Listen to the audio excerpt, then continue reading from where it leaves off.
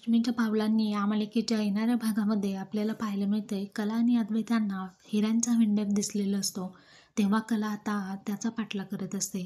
तो व्हेंडर कलापासून सुटका व्हावी यासाठी पुढे पळून निघालेला असतो. तेव्हा कला त्याला थांबवण्यासाठी तिथे असणारे जे मडके असतात त्यातलं एक मडकं घेते आणि त्याच्या पाठीवरती जोरात मारते. त्यामुळे तो खाली पडतो.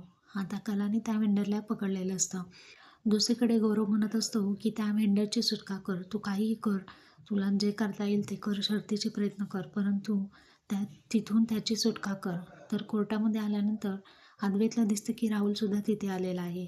आता अद्वैतने त्यातला कॉलरला पकडून म्हणत असतो की तुझ्यामुळे चांदेकरांचं नाव खराब झालं आहे. आता अद्वैतलाच त्रास होतो, त्याला अस्थमाचा अटॅक येतो आणि त्याची तब्येत खराब होते. इतक्यात राहुल त्याला सावरतो आणि सावरता सावरता त्या व्हेंडरला खुणेने इशारे करतो. आता कलासुद्धा त्याच्याकडे पाहत असते.